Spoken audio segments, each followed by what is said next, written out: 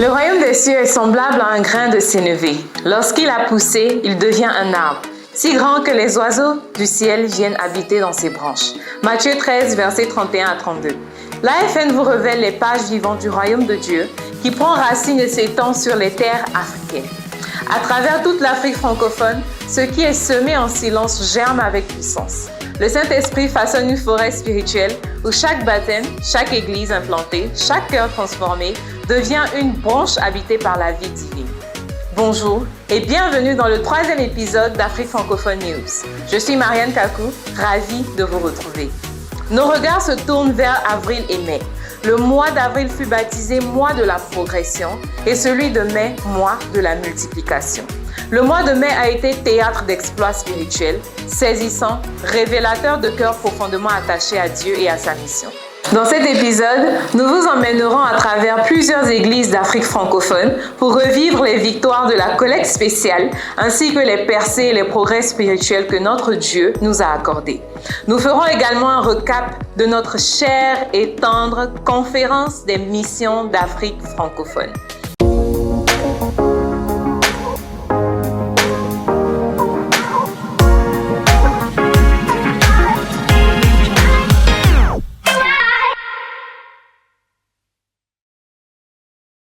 Commençons par Abidjan, la Jérusalem de l'Afrique francophone, où Dieu continue d'agir avec puissance. Dieu nous a bénis avec un principe extraordinaire, inspiré par le Saint-Esprit, celui de sortir de l'eau en courant. Plusieurs jeunes disciples se sont distingués dans l'église d'Abidjan. Avec courage et créativité, notre sœur Sarah Choumé a lancé une belle initiative, le Women's Bible Talk. Un espace pensé par et pour les femmes où la parole de Dieu est partagée dans un cadre chaleureux et encourageant. Chaque mardi de 14h à 16h, les sœurs de la discussion biblique Sinaï se retrouvent pour un moment riche en foi et en fraternité. Elles y invitent d'autres femmes à découvrir Dieu à travers des chants dynamiques, des jeux brise-glace et une rubrique appelée Storytelling, où chacune partage un bout de son histoire autour d'un thème choisi. Dieu a béni cette initiative avec le précieux baptême de Ariane Amani. Félicitations à toutes les sœurs de la DB Sinaï. Une autre discussion biblique se distingue également, c'est la DBT Choua, vaillamment dirigée par deux jeunes disciples, Chérubin Ntakwe et Aïcha Koni. Leur discussion biblique a seulement une semaine d'existence a porté 3 fruits en un seul dimanche. Waouh! Quel exploit! Nous sommes inspirés par votre zèle. Également, la discussion biblique Lévite, dirigée par Aristide Traoré et Natacha Jay, se démarque. Durant tout le mois d'avril, ils ont consécutivement porté du fruit chaque dimanche, ce qui leur a permis de générer une nouvelle discussion biblique qui est la DB Kedesh. Félicitations à vous, Natacha et Aristide. Dans la région 1 du campus, l'église de Maison Conquérant, dirigée par Junior Nguessan et Audrey Lago, a marqué les esprits en organisant une discussion biblique spéciale, sous forme de pique-nique, alliant détente, fraternité et spiritualité. Ce moment exceptionnel a rassemblé 44 participants dans une atmosphère conviviale et centrée sur Dieu. À travers les jeux, des chants, des temps de partage et de l'étude de la parole, des cœurs ont été vivement touchés. Les fruits ne se sont pas fait attendre. 28 personnes ont pris la décision de commencer à étudier la Bible et 2 précieuses âmes ont été baptisées en Christ. Félicitations à la DB Conquérant pour sa vision audacieuse et son zèle.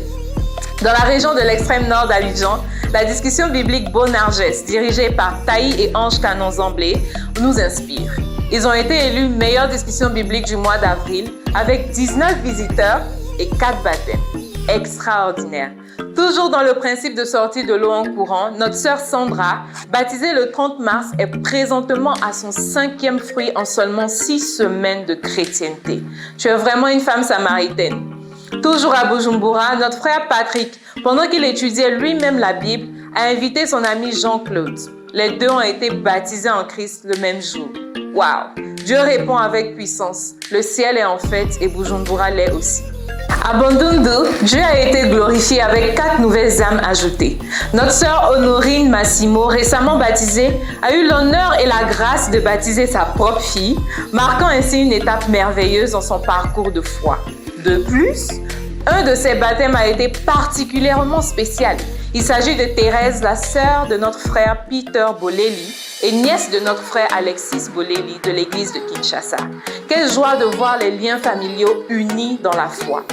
À l'église de Mbujimayi, Dieu s'est puissamment glorifié avec 6 baptêmes. Bienvenue aux nouveaux baptisés et félicitations à nos chers dirigeants que nous aimons tant, Boniface et Charles. À Casablanca, au Maroc, 5 âmes ont franchi les eaux du salut. Obamé Emmanuel, Népé César, Christy, Békou Céleste et Saï Orlan. Les 3 femmes baptisées ont été invitées lors de la journée des femmes. Wow! De plus, la discussion biblique conquérant, dirigée par Esther Pazaï et Oscar, a totalisé 2 baptêmes, 0 absents et 15 visiteurs dans le mois d'avril. Dieu continue d'ouvrir les cœurs au Maroc. Merci à Armel et Désiré. L'église de Cotonou, quant à elle, a célébré durant ce mois d'avril les baptêmes de Masso Pierre, étudiant en sciences de la vie et de la terre, et de Luciano Bocci, célibataire. Luciano a été évangélisé par notre frère Delphin, récemment baptisé. Gloire à Dieu pour ses nouvelles vies en Christ et félicitations à toi, Delphin. Poursuivons avec une annonce très spéciale. Dieu a marqué sa présence avec la visite du couple Femba.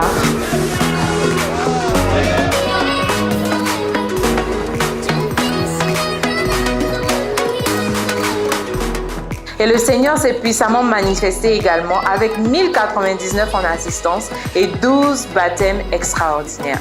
Le royaume de Dieu avance puissamment à Kinshasa. Quelle saison bénie, quelle victoire spirituelle éclatante. De l'autre côté du fleuve, le royaume est aussi en marche à Brazzaville. Dieu a puissamment manifesté sa présence, notamment à travers la visite très attendue du couple Femba. Leur arrivée le soir à l'aéroport fut un moment empreint de chaleur et d'émotion.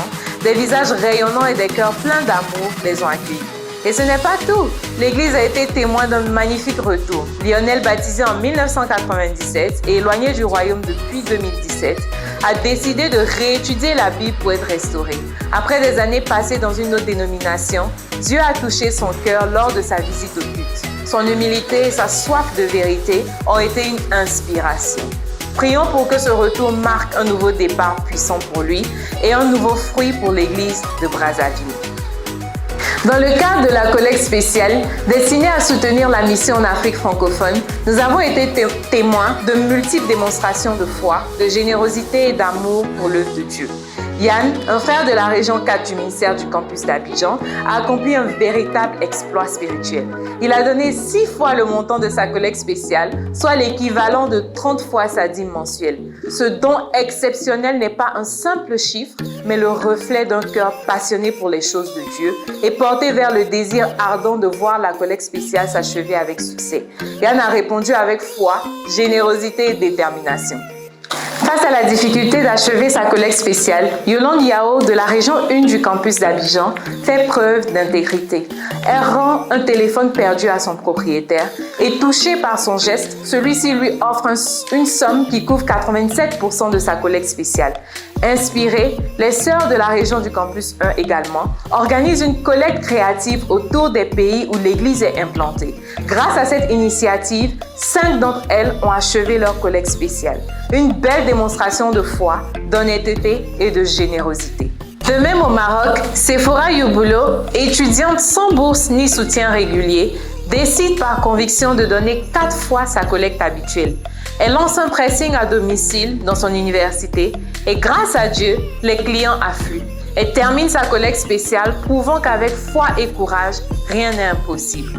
À Tana, notre frère Alain et notre sœur Stéphie, 2 jeunes disciples ont atteint 200% de leur collecte spéciale. Vous êtes un modèle de foi.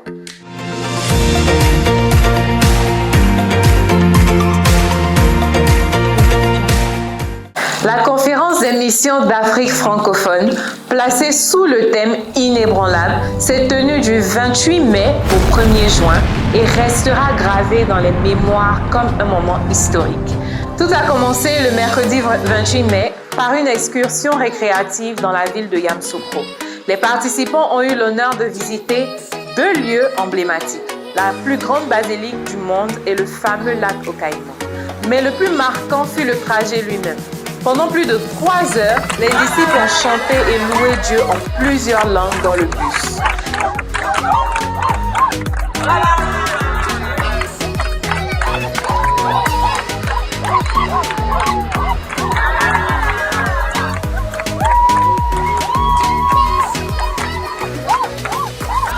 cérémonie d'ouverture a été marquée par la diffusion d'une vidéo de qualité exceptionnelle, retraçant l'œuvre de Dieu depuis l'arrivée du couple Femba à Abidjan. En 4 ans et demi, l'action du Saint-Esprit a été remarquable. L'église d'Abidjan est passée d'environ 150 disciples à plus de 600 disciples. Le ministère du campus, autrefois à 65 membres, compte aujourd'hui plus de 400 disciples. Mais l'impact ne s'arrête pas à la Côte d'Ivoire. En quelques années, des églises ont été implantées. Bujumbura, Burundi, Yaoundé au Cameroun, Brazzaville, Congo, Casablanca, Maroc, Antananarivo, Madagascar, Cotonou, Bénin, Lomé, Togo, Lumumbashi, RD Congo et Yamoussoukro en Côte d'Ivoire. En 2019, l'Afrique francophone comptait 6 églises dans 2 pays pour environ 1000 disciples. Aujourd'hui, on compte 15 églises dans 9 pays avec plus de 2500 disciples fidèles. Le jeudi 29 mai, le banquet des leaders a rassemblé 150 disciples marqués par le message inspirant de l'évangéliste Marius Beignet intitulé « Inébranlable dans la tempête ». Le vendredi 30 mai, place à l'atelier des bâtisseurs d'église avec 376 participants venus de tous les horizons. L'évangéliste Anderson Amani, dirigeant de l'Église chrétienne internationale de Yaoundé au Cameroun, a enflammé l'assemblée avec son sermon intitulé « Bâtisseur inébranlable ». Son sermon fut suivi de 3 interventions qui ont renouvelé la vision et ont donné l'urgence pour la mission. Le samedi 31 mai, l'amour du Christ s'est concrétisé par une activité dirigée par Mercy Worldwide. Les disciples ont visité l'orphelinat d'Adjamé, offrant des vivres, des dons et de l'essentiel pour soutenir les soins des nourrissons. Enfin, le dimanche 1er mai a couronné la conférence dans une explosion de joie spirituelle. 1201 personnes présentes au culte, 17 baptêmes et 4 restaurations, ainsi que l'inauguration officielle de l'Église chrétienne internationale de Yamoussoukro en Côte d'Ivoire. Le culte s'est terminé avec les nominations de 16 diacres et diaconesses, 3 bergers, 5 conseillères des femmes et 2 évangélistes. À Dieu soit toute la gloire pour ce chapitre inoubliable en Afrique francophone. Nous assistons véritablement à l'accomplissement des promesses de Dieu alors que son royaume avance avec force et puissance. Au cours du mois d'avril, l'Afrique francophone a vu la main de Dieu agir avec puissance. 113 baptêmes et 1 restauration ont été enregistrés, soit 114 précieuses âmes ajoutées au royaume. Et dans le mois de mai, nous avons eu 132 additions, dont 128 baptêmes et 4 restaurations. Nous sommes profondément reconnaissants à Dieu qui continue de toucher les cœurs, d'ouvrir les portes et d'œuvrer à travers ses serviteurs. L'Éternel a fait pour nous de grandes choses. Nous sommes dans la joie. Psaume 126, verset 3. Dieu accomplit de merveilleuses choses au milieu de nous et nous ne pouvons que lui rendre gloire. Nous saluons avec admiration l'engagement de ces hommes et femmes de foi qui, malgré les tempêtes, demeurent fermes et infatigables dans la mission. Nous sommes des bâtisseurs qui bâtissent sur le roc. C'était Marianne Kakou pour Afrique Francophone News. J'ai hâte de vous retrouver pour les exploits du mois de juin. AFN, l'émission qui vous présente la gloire de Dieu sur toute la francophonie africaine.